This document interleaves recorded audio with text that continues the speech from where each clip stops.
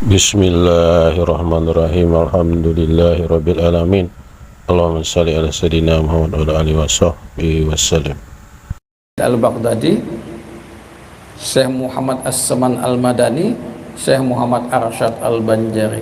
Nah, kita semua punya sanad keilmuan ke sana. Ini jalan juga menuju ma'rifatullah.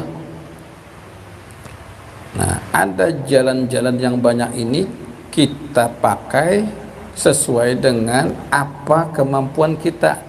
La yukallifullahu nafsan illa usaha. Allah tidak akan membebani kepada kita karena Allah tahu kemampuan kita, maka Allah sesuaikan dengan kemampuan kita.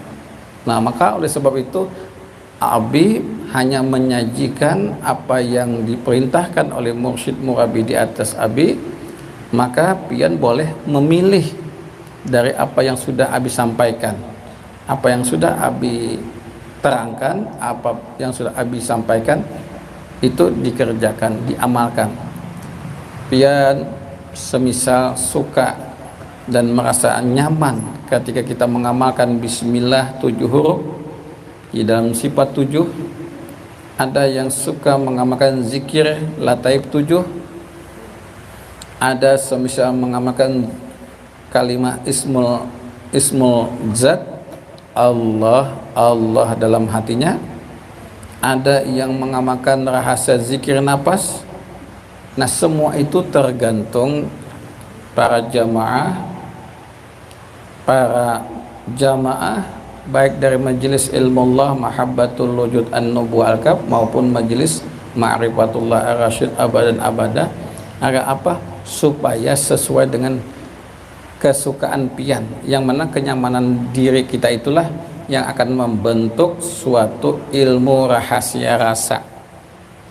Ilmu rahasia rasa itu akan didapat ketika kita merasa nikmat, merasa nyaman ketika kita beramal ibadah. Jadi jangan juga Abi tidak menyuruh para jamaah itu mengamalkan semua yang Abi sampaikan. Ya syukur alhamdulillah kalau yang semua itu bisa dikerjakan secara bertahap, boleh, malah itu yang terabdal. Mungkin di antara jamaah ada yang dalam batinnya banyak benar sudah amal ibadahnya ya, ma'rifatul ibadah, karena malam Jumat ma'rifatul ibadah tentang Al-Fatihah, karena bismillah, nanti zikir, nanti sholawat, nanti ada ayat Quran, nanti ada hijib ini dan sebagainya. Nah, maksud Abi itu Abi mencoba sifat diri kita ini masing-masing berbeda, rasa yang ada pada diri kita ini berbeda-beda. Ada yang suka membaca sholawat. Nah, lalu Abi sajikan sholawat ini yang benar-benar ada letak kedudukannya. Sholawat ada letak kedudukan dan makamnya, bukan hanya dibaca di lisan saja.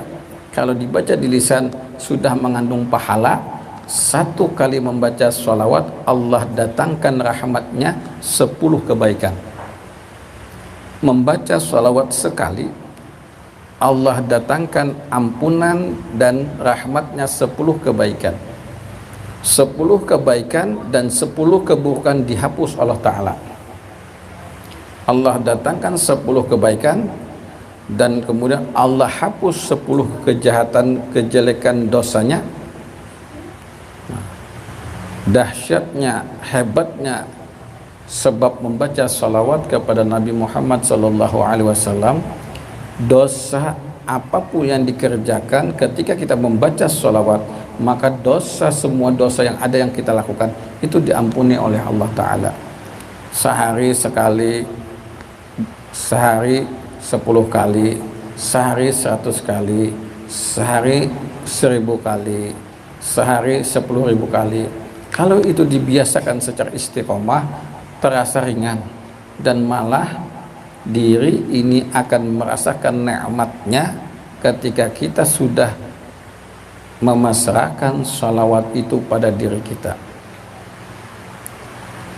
Rahasia salawat dalam kajian ma'rifatullah, ketika hendak minum, kita pandang di dalam minuman itu ada mengandung Nur Muhammad, baru kita minum. itu salawat sebenarnya? Boleh. Tadi habis salawat itu ketika kita membaca Allahumma sholli ala sayyidina Muhammad wa ala ali sayyidina Muhammad, boleh. Sallallahu ala sayyidina Muhammad, boleh. Salawat ini banyak,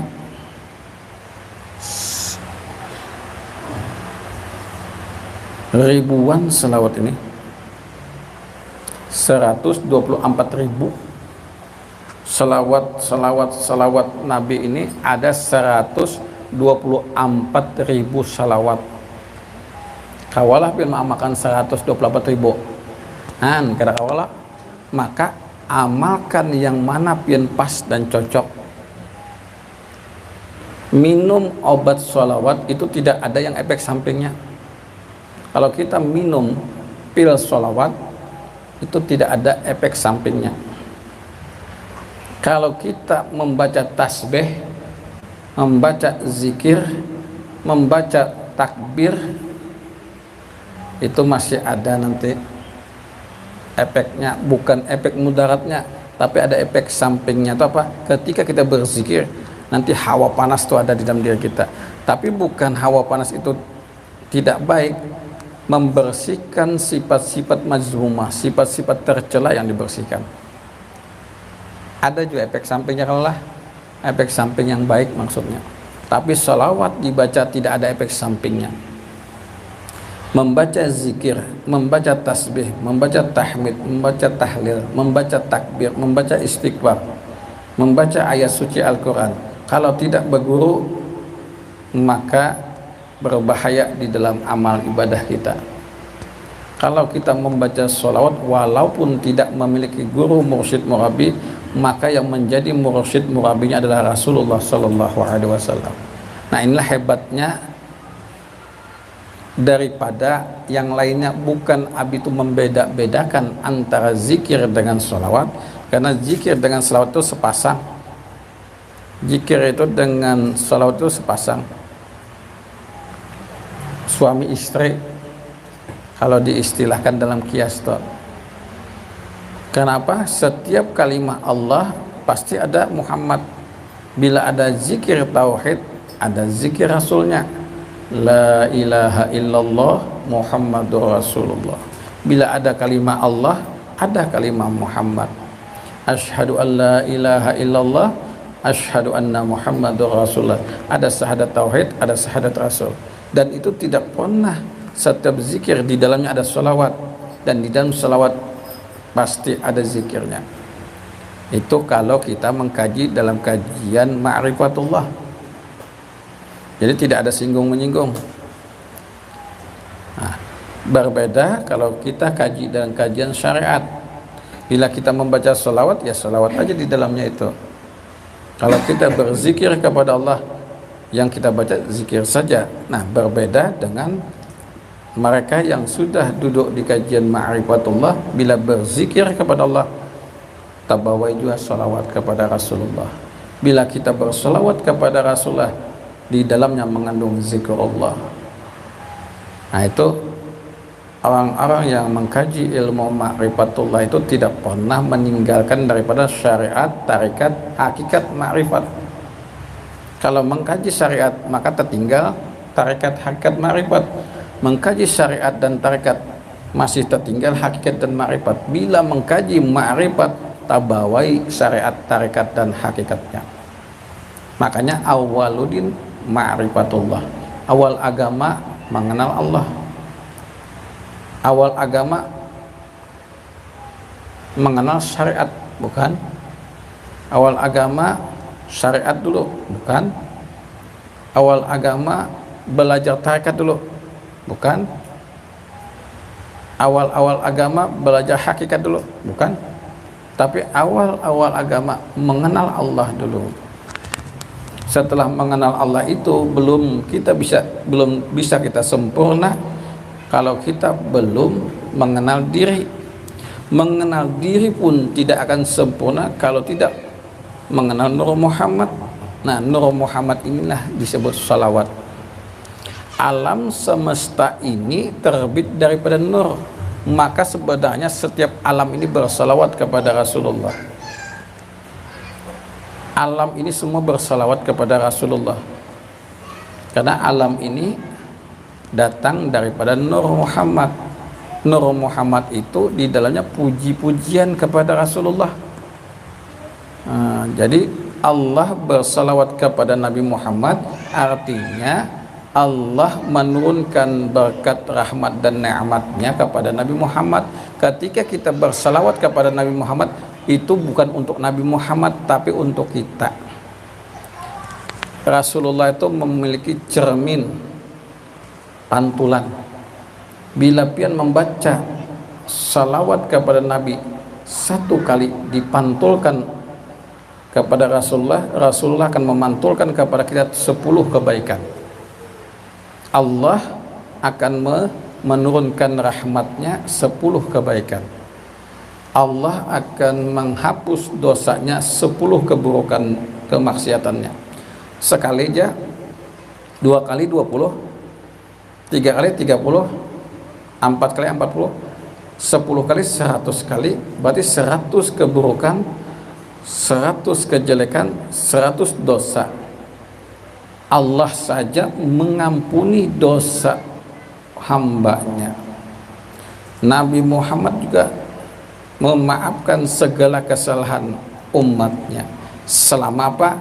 Ingat, selama masih ada syahadat dalam dirinya, selama masih ada salawat pada dirinya. Syahadat untuk dirinya masih termasuk beriman kepada Allah. Salawat inna supaya dia masih beragama Islam, umat Rasulullah. Makanya 2 kalimat syahadat itulah menjadikan orang itu mukmin, mukminat. Salawat kepada Rasulullah menjadikan orang itu muslimin, muslimat. Nah, maka untuk zikir itu menjadikan seseorang itu ingat kepada Allah, maka memperbaharui ketakwaan kita, keimanan kita, memperbaharui keimanan kita dengan zikrullah, dan mencemerlangkan cahaya-cahaya pada diri kita dengan selawat kepada Rasulullah. 2 ini tidak bisa dipisahkan karena ini sepasang. Banyaknya dosa-dosa yang dilakukan oleh kita ketika kita beristighfar kepada Allah, ketika kita bersyahadat kepada Allah, maka Allah ampuni dosa-dosa kita. Ketika kita memperbanyak membaca sholawat kepada Rasulullah Sallallahu Alaihi Wasallam, maka bercahayalah tubuh atau diri kita ini. Nah, 2 ini yang sangat penting. Ketika ada seorang ahli maksiat melakukan perbuatan dosa besar dengan membunuh 99 manusia dibunuhnya, dan meminta tolong kepada salah satu guru, salah satu ulama untuk memberikan pemahaman dan bagaimana cara untuk bertaubat kepada Allah. Seorang ahli maksiat ini mendatangi seorang guru ulama dan bertanya bagaimana cara untuk atau agar sekiranya dirinya itu diampuni sekalian dosanya. Seorang guru tadi mengatakan, kamu tidak akan bisa, kamu tidak akan mungkin mendapat ampunan Allah kalau engkau sudah membunuh 99. Nah, pada saat itulah dia kalap dan dia membunuh ulama tersebut. Ulama yang dibunuh apa? Ulama syariat. Yang dibunuhnya ulama syariat. Kalau ulama ma'rifatullah tidak bakalan mengatakan seperti itu. Setelah itu dia mencari lagi. Kalau ada orang yang alim, orang yang mengerti tentang bagaimana cara bertobat kepada Allah, alhamdulillah dengan izin Allah, pemuda yang ahli maksiat tadi ketemu dengan seorang syekh. Syekh ini ahli ma'rifatullah, orang yang ahli ma'rifatullah, al-arif billah, dia arif di dalam rahasia Allah.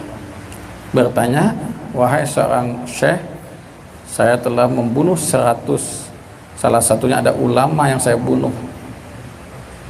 Apakah ada ampunan bagi seorang yang ahli maksiat seperti saya ini? Seorang arif billah, seorang yang ahli ma'rifatullah, dia memahami di dalam diri orang ini ada kebaikan, walaupun sedikit. Dia membuka, terbukanya hijab, dia kasyaf, melihat di dalam rahasia fuadnya ada celah-celah kebaikan. Maka seorang syekh tadi mengajarkan satu ilmu ma'rifatullah, yaitu syahadat. Nah, syahadat diri inilah yang pertama kali ditumpahkan seorang syekh kepada ahli maksiat tadi. Taubatmu sudah diampuni Allah, karena Allah Maha Pengampun. Allah Maha Penerima taubat. Untuk memperbaharui keimanan dan keislamanmu, kata seorang syekh tadi, datangilah seorang guru yang ada di kampung atau desa ini, Jasiden. Nah, itulah pemuda tadi setelah ditaubatkan dan sudah diisi dengan syahadat diri, dia berjalan di tengah jalan, dia diwafatkan oleh Allah melalui cabutan malaikat Ijrail. Nah, disinilah terjadinya rahasia antara malaikat Malik dan malaikat Ridwan. Mereka ini masing-masing ingin mengambil, satu hendak membawa ke dalam surga, satu ingin masuk ke dalam neraka. Dalam dua dialog malaikat inilah Allah Subhanahu wa ta'ala memerintahkan dua malaikat ini untuk mengukur dan menghitung yang mana lebih baik jalan kebaikannya, atau masih di tempat yang dimana dirinya itu baru ditobatkan oleh seorang syekh. Dari situlah ternyata dua langkah lebih banyak menuju kebaikan untuk ke kampung sana. Ternyata dia ahli surga. Nah, ini menunjukkan bahwa dosa sekecil apapun, perbuatan apapun yang dilakukan selama dia sudah bertaubat, apalagi dalam kajian ma'rifatullah, maka dia akan ke dalam rahasia kebaikan. Apalagi diperbanyak dengan membaca sholawat. Dia banyak membaca sholawat kepada Rasulullah. Dia memusyahadakan dirinya dalam diri Rasulullah. Dirinya selalu bermusyahadah. Nah, sekarang dalam praktek kehidupan kita, di mana rahasia sholawat itu sampai kepada ma'rifatullah, bila pian ingin bersalawat kepada Rasulullah, hendaklah kita punya adab, hendaklah kita beradab, yaitu dengan membaca atau mengucap salam terlebih dulu. Nah, assalamu alayka ya ayyuhan nabiyyu wa rahmatullahi wa barakatuh. Nah, jadi kalau kita ingin membaca sholawat kepada Rasulullah Sallallahu Alaihi Wasallam, beri salam dulu kepada Nabi. Ada rahasia khusus dan jamaah di sini sudah tahu rahasia daripada roh diri kita dan rahasia roh daripada diri Rasulullah Sallallahu Alaihi Wasallam. Ketika kita memberi salam, assalamu alayka ya ayyuhan nabiyyu wa rahmatullahi wa barakatuh, langsung kita membentuk huruf mim, ha, mim, dal. Mim kepala, ha badan, mim lutut kanan, lutut kiri, dal kaki. Mim, ha, mim, dal, Muhammad. Ketika kita assalamu alayka ya ayyuhan nabiyyu wa rahmatullahi wa barakatuh, itu sudah mim, ha, mim, dal. Maka yang menjawab adalah di dalam batin kita.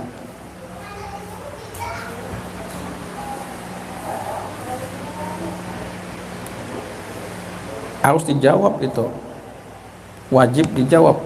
Kalau Nabi Muhammad SAW, beliau wajib menjawab, dan itu pasti dijawab Nabi. Kita sebagai diri yang bertubadil kepada Nabi Muhammad, maka kita juga harus menjawab.